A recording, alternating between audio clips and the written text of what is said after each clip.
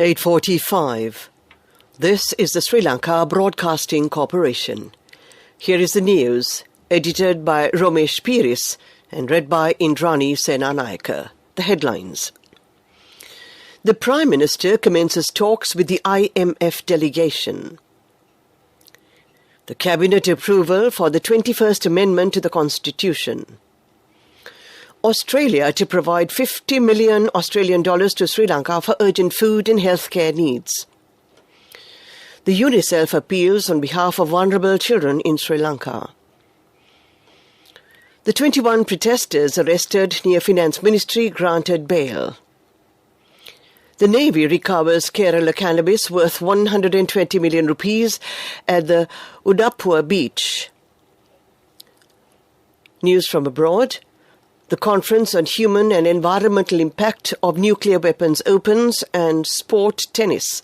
Savini bags women's title at the Colombo Tennis Tournament. The delegation of the International Monetary Fund met Prime Minister Ranil Wickremesinghe this morning. Sri Lanka is expecting to receive $4 billion in financial assistance from the IMF for assistance in overcoming the current economic crisis in Sri Lanka. It is expected to be obtained in several stages. The IMF delegation is scheduled to stay in Sri Lanka for nearly a week.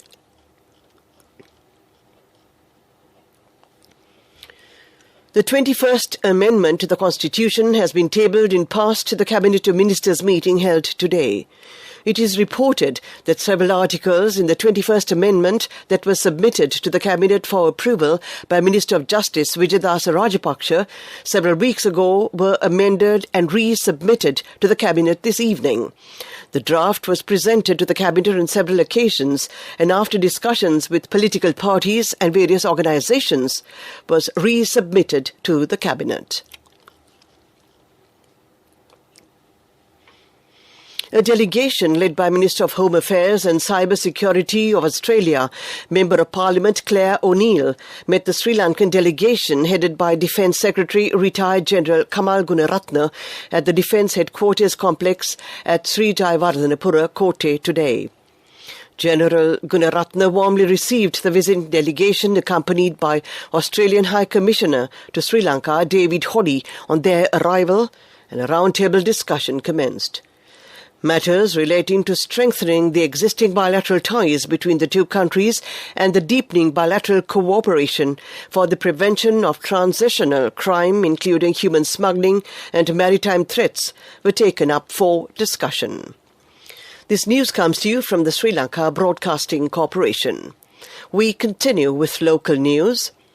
The 21 protesters arrested this morning by police for obstructing two entrances of the Finance Ministry in Colombo have been granted bail by the Fourth Magistrate.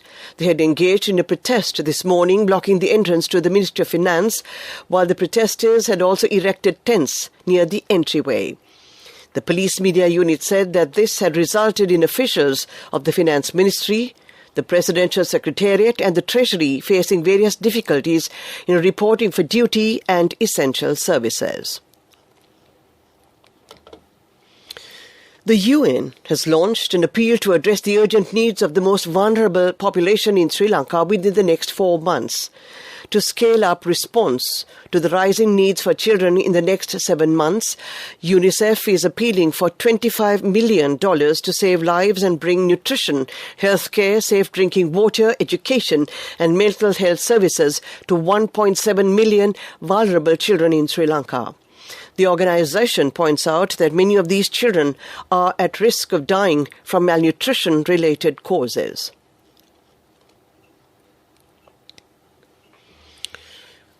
Sri Lanka Navy personnel have seized around 543 kilograms of Kerala cannabis during a foot patrol at Periyapadu Beach, Udaipur.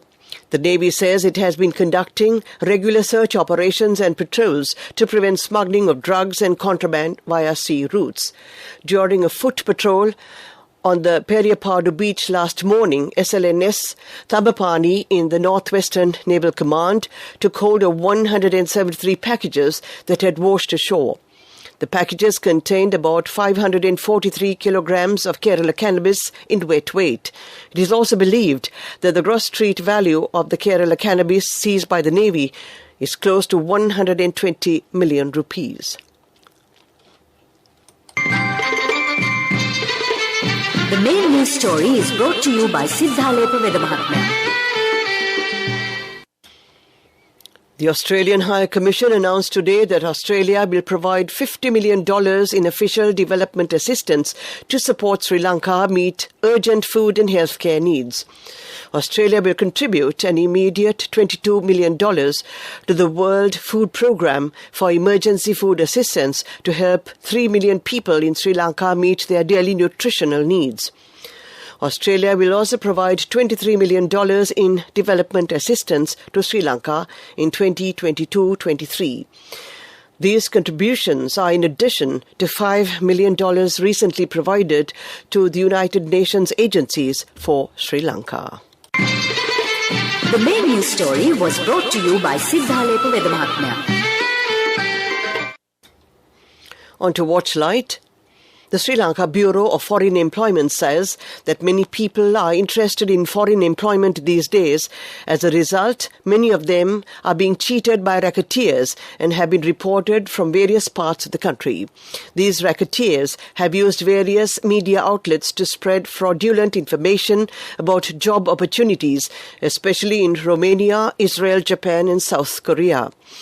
The Bureau of Foreign Employment informs the job seekers to obtain all information regarding foreign employment agencies registered with the SLBC and the employment offers received by these institutions from the Bureau's website. All information related to foreign employment can be obtained 24 hours a day from www.slbfe.lk or call in the hotline 1989. World News Headlines. The Conference on Human and Environmental Impact of Nuclear Weapons opens. Gustavo Petro and Francia Marquez. A new era for Colombia. The UK Prime Minister returns to number 10 after minor sinus operation. A Japanese atomic bomb survivor is among those taking part in a conference on the humanitarian impact of nuclear weapons that opened in Vienna today. The conference kicked off in the Austrian capital one day before signatory nations to the Treaty on the Prohibition of Nuclear Weapons are together for their first meeting since the pact went into effect. Previous meetings held in Norway, Mexico and Austria have focused on bringing the treaty into being. Colombia's new president-elect Gustavo Petro welcomed his cheering supporters in his victory speech on Sunday night. As the country's first ever left-wing leader, with running mate Francia Marquez, who will become the first black vice president, Mr. Petro's belief that Colombia has voted for change is hard to deny. Even before his victory, the country had voted for a departure from the status quo, with the outgoing president's nominated candidate failing to make it through the first round of voting. Boris Johnson had a minor routine operation related to his sinuses under general anaesthetic at a London hospital on Monday morning. Number 10 has said. A Downing Street spokesman said Deputy Prime Minister Dominic Raab would make an urgent decision in his place. Prime Minister Johnson is expected to chair a meeting of his senior ministers tomorrow and travel to a gathering of Commonwealth leaders later this week. To end this bulletin of world news, we take a look at the headlines again. The Conference of Human and Environmental Impact of Nuclear Weapons opens. Gustavo Petro and Francia Marquez, a new era for Colombia. The UK Prime Minister returned to number 10 after minor sinus operation. That ends this bulletin of world news. Now we take a look at development news. A decision has been reached to increase the number of flights in operation between China and Sri Lanka. Accordingly, 3 flights will be in operation between China and Sri Lanka this week. The President's media division said Sri Lankan Airlines flights will travel to China more frequently.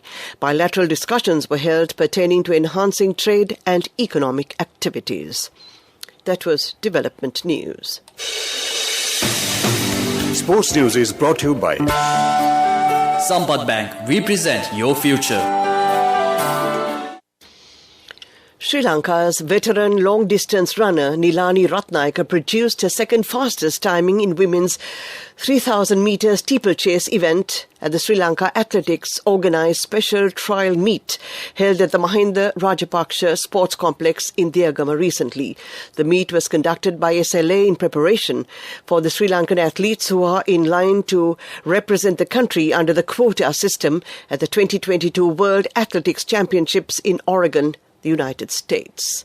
Meanwhile, in tennis, Savini Jayasuri continued with her excellent form as she clinched the women's singles title at the 107th Colombo Open Tennis Championships while defeating Sajida Razik 6-2, 6-2 in the final encounter played at the SLTA courts in Green Path, Colombo. The bottom seed and the 19-year-old schoolgirl from Gateway College, Colombo, lined up to expectations at the favourite and went on to complete another rousing straight-set victory. Cash through NSP globally and win wonderful gifts locally. From October 1st, 2021 to December 31st, 2022. Remit a minimum of $100 or an equivalent amount in any foreign currency 3 times through NSB U Trust. Business News, sponsored by National Savings Bank, the safest place for your money. Ceylon tea from the Kalani Valley Plantations, a member of Haley's Plantations, was on display at the occasion of the Queen of England's Platinum Jubilee, marking a 68-year legacy and evolution of one of Sri Lanka's most celebrated and significant global exports. The tea selected from the Platinum Jubilee was harvested from the Pedro Estate in Nuwara among the very best tea bushes His Royal Highness the Duke of Edinburgh planted back in 1954 when he, alongside the Queen, paid a royal visit. This display of Ceylon tea at the Jubilee symbolises the long-standing bond between the two countries. Business News, sponsored by Cash through NSP globally and win wonderful gifts locally. Will you be the lucky winner of the NSP Golden Jubilee? 50 gold sovereigns for the top prize winner of the NSP Golden Jubilee. Scooters for the 10 second prize winners. iPhones for the 10 third prize winners. Mountain bikes for the 29 fourth prize winners. From October 1st, 2021 to December 31st, 2022. Remit a minimum of $100 or an equivalent amount in any foreign currency 3 times through NSB U Trust. Economic news, courtesy of Saving money isn't easy when you have responsibility. That's why we promise to give you the best returns and guarantee on your investment. LOLC Finance Fixed Deposits. Maximize your savings. LOLC Finance PLC, incorporated on the 13th of December 2001, is rated SLA stable by ICRA Lanka Limited and is licensed by the Monetary Board of the Central Bank of Sri Lanka under the Finance Business Act No. 42 of 2011.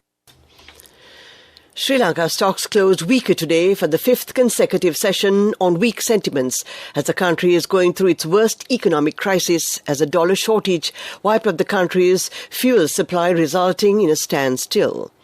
The main all-share price index closed at 0.6% or 47.83 points, lower at 7,424.56, its lowest close since April the 27th. The more liquid S&P SL20 index fell 0.16% or 3.73 points to 2,364.92. The day's turnover was 822 million rupees, less than a quarter of this year's daily average of 3.6 billion rupees. LOLC Finance is taking the power of innovation to the next level, winning 5 golds at the Technovation Awards 2022, leading the digital revolution with cutting-edge interbanking digital payments. LOLC Finance claims the overall gold award, whilst also claiming an extraordinary victory in digital banking. LOLC Finance will continue to innovate with the next generation digitalization of financial services, delivering a superior customer experience. Finally, we take a look at the weather report. The Met Department forecast showers to occur at times in the western and Sabaragamuwa provinces and in the Kandy, Nuwara, Galle and Mathura districts. Several spells of showers will occur in the northwestern province. Showers or thundershowers will occur at a few places in the Uva and eastern provinces during the afternoon or at night. To end tonight's news broadcast, we take a look at the headlines again. The Prime Minister commences talks with the IMF delegation. The Cabinet approval for the 21st Amendment to the Constitution. Australia to provide $50 million Australian to Sri Lanka for urgent food and healthcare needs. The UNICEF appeal on behalf of vulnerable children in Sri Lanka. The 21 protesters arrested near the Finance Ministry granted bail. The Navy recovers Kerala cannabis worth 120 million rupees at Udaipur beach. In foreign news, the Conference on Human and Environmental Impact of Nuclear Weapons opens, and in sports news, tennis, Savini bags women's title at the Colombo Tennis Tournament. That ends tonight's news broadcast.